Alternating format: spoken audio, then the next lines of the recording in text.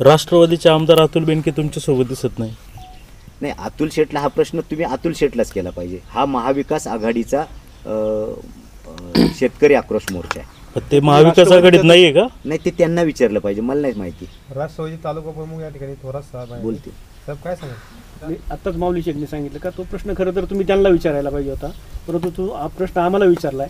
तर आता पवार साहेब गट आणि अजितदादा गट असे 2 गट निर्माण झालेले आहेत. आता त्यांनी अजून डिक्लेअर केलेलं नाही की ते कोणत्या गटामध्ये आहेत, त्यांनी अजून असं काही डिक्लेअर केलेलं नाही. त्याच्यामुळे आम्ही काही ठामपणे ते सांगू शकतो. थोडक्यात या मोर्चामध्ये शरद पवार गट सहभागी आहे, अजित पवार गट नाही असं म्हणता येईल का? हो, नक्कीच. 100% महाविकास आघाडी म्हणजे शिवसेना, राष्ट्रवादी काँग्रेस अर्थात पवार साहेब आणि काँग्रेस, राष्ट्रीय काँग्रेस हे 3 पक्ष महाविकास आघाडीमध्ये आहेत आणि महाविकास आघाडीच्या वतीनंच या मोर्चाचं नियोजन केलेलं आहे. बरोबर. ज्यांच्या नेतृत्वाखाली मोर्चा काढताय तुम्ही, आक्रोश मोर्चा, ते कधी मतदारसंघात दिसत नाही अशी तुमची नेहमी तक्रार असायची. साहेब, आता त्याचा विषय असा आहे, नाही, प्रश्न माऊली. ठीक आहे सर. नाही, ऐका ना, एकाही मला माझी एक बाईट दाखवा आणि नसतील कदाचित, पण आज तो विषय नाही. आज ते शेतकऱ्यांच्यासाठी रस्त्यावर उतरत आहे तर त्याचं स्वागत झालं पाहिजे. मागचं विसरून जायचं असं नाही, तो विषय येतच नाही. आज ते शेतकऱ्यांच्या हितासाठी, शेतकऱ्यांच्या प्रश्नासाठी जर रस्त्यावर उतरत असतील तर त्याचं स्वागत केलं पाहिजे. याच्या अगोदर उतरले नाही, मग त्याबद्दल काय करणार तुम्ही? 100% लोकसभेमध्ये उतरतायत. लोकसभेमध्ये इलेक्शन आले म्हणून ते इथं आता उतरणार असं म्हणणं झालं.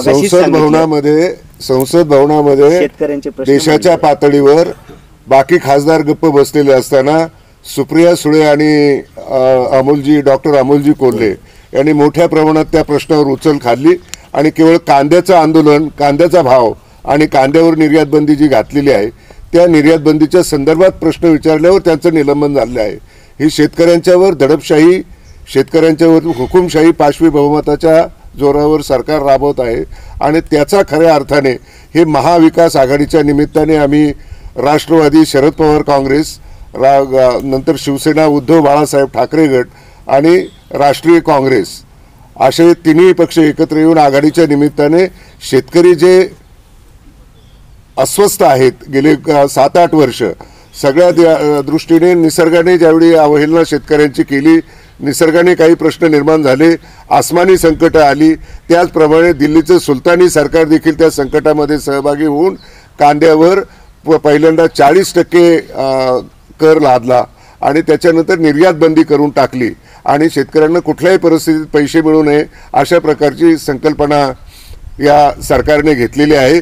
शेतकरी गेल्या 2 महिने शेतकरी आंदोलन करत आहेत, ठिकठिकाणी शेतकरी संघटना देखील त्याच्यामध्ये काम करत आहेत.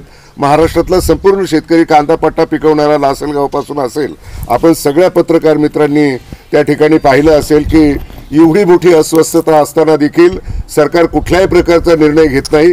राज्याचं सरकार देखील त्याच्यामध्ये सहभागी होताना दिसतंय.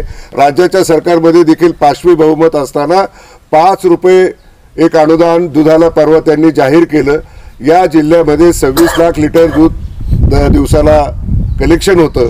26 लाखामध्ये फक्त 2 लाख लिटर दूध संघाला जातं आणि त्या 2 लाख लिटरला 5 रुपयाप्रमाणे पैसे दिलेत.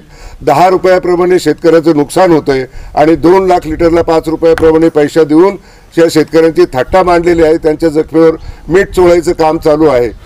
हा कारखाना महाराष्ट्र राज्यामध्ये सगळ्या टॉपमध्ये जे काही कारखाने आहेत राज्यामधले त्याच्यामधला आपला विकनर सहकारी साखर कारखाना आहे आणि मला वाटतं की यावर्षीचा बाजारभाव कारखान्याने समाधानकारक दिलेला आहे.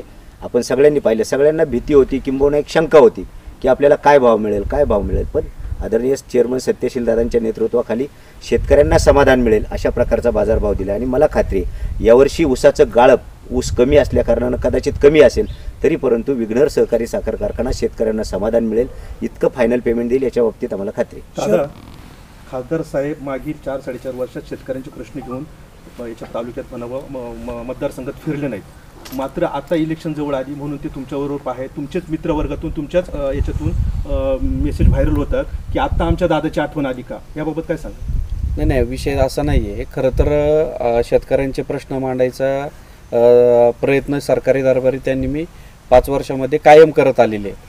वेळोवेळी आम्ही ते पाहिलेलं आहे का शेतकऱ्यांचे प्रश्न मांडायचा प्रयत्न त्यांच्या माध्यमातून त्या ठिकाणी झालेला आहे. संसदेत बघितलं तर आपल्या महाराष्ट्रातील शेतकऱ्यांचे जे काही अडचणी आहेत ते सोडवण्याचा प्रयत्न त्यांच्या माध्यमातून झालेला आहे. आणि आज शेतकऱ्यांच्या प्रश्नासाठी जर ते पुढे रस्त्यावर येत असतील तर आम्ही त्यांच्या मागावर नक्कीच असणार आहोत. रस्त्यावर यायची आता आठवण झाली त्यांना, म्हणजे आता 5 वर्ष झाले आणि आता ते रस्त्यावर उतरतात इलेक्शन समोर आल्यावर. मी तुम्हाला नाही साहेब, सांगतोय, एक आळा आम्ही फाट्याला सांगतोय. पहिल्यांदा जो मोर्चा झाला त्याचं नेतृत्व देखील अमोल हा, कोल्हे पण यांनी आता केलं. त्याला 4 महिने नाही, झाले. नाही, नाही, ऐका. खासदार संसद रत्न खासदार डॉक्टर अमोलजी कोल्हे साहेब यांना पहिल्याच टर्ममध्ये 2 वेळा संसद रत्न पुरस्कार मिळालेला आहे. दुसरी गोष्ट अशी की अनेक प्रश्न त्यांनी साधारणपणे 47,000 कोटी रुपयांची कामं त्यांनी या मतदारसंघामध्ये मंजूर केलेली आहेत. खाली फिरायला आमचे जिल्हा परिषद सदस्य आहेत, पंचायत समिती सदस्य आहेत, विधानसभेचे सदस्य आहेत, परंतु शेतकऱ्याचा आवाज हा संसदेमध्ये मांडायचा असतो म्हणून त्यांनी संसदेमध्ये आवाज मांडलेला आहे. शेतकऱ्यांचा बैलगाडाची शर्यती असताना आपण पाहिलं की त्यांनी त्याच्यासाठी किती प्रयत्न केलेले आहेत. इंद्रायणी मेडिसिटीचा त्यांचा एक ड्रीम प्रोजेक्ट आहे. साधारणपणे 300 एकरवरतीच हा प्रोजेक्ट आहे. हा प्राथमिक मंजुरी त्याला मिळालेली आहे. अशी अनेक कामं खासदार संसदरत्न खासदार अमोल कोल्हे साहेबांनी केलेली आहेत. पूर्वी शेतकऱ्यांचं काय असायचं, पूर्वी एक म्हण होती, आपल्या शेतकऱ्याचा एक हात नांगरावर पाहिजे आणि एक हात दिल्लीत पाहिजे. आम्ही शेतकरी हे आम्ही नांगरतो, आमचा एक हात म्हणजे आम्ही नांगरणी करतो, आमची शेतीची मशागत करतो, शेती पिकवतो, आणि आमचा दुसरा हात म्हणजे डॉक्टर अमोलजी कोल्हे साहेब ते संसदेमध्ये आमचे प्रश्न मांडतात. त्याचा आम्हाला अभिमान आहे. माऊलींना अभिमान याचा आम्हाला गर्व आहे. तुमच्यासाठी एक प्रश्न, सत्यशील शेरकर यांच्या नेतृत्वाखाली कारखान्याचा कारभार पारदर्शकपणे सुरू आहे, हे तुम्हाला मान्य आहे? तुम्हाला शंका आहे? सर, माझा प्रश्न आपल्याला शंका आहे मला का? 100% शंका आहे, कारण तुम्ही मागच्या वेळेला स्वतंत्रपणे प्रयत्न केलेला होता. शेरकरांच्या नेतृत्वावर विग्नरचा कारखाना चांगला सुरू आहे का? सरळ प्रश्न आहे. तुम्हाला शंका आहे का? आम्हाला सर, मला- आम्हाला सगळ्यांना शेतकऱ्यांना खात्री आहे की सत्यशील दादांच्या नेतृत्वाखाली कारखाना चालू आहे. धन्यवाद. तुम्हाला शंका आहे का? नाही, माझं उत्तर मला मिळालं. थँक्यू. ओके बातमीत बातमी. Okay okay. पुढच्या वेळेला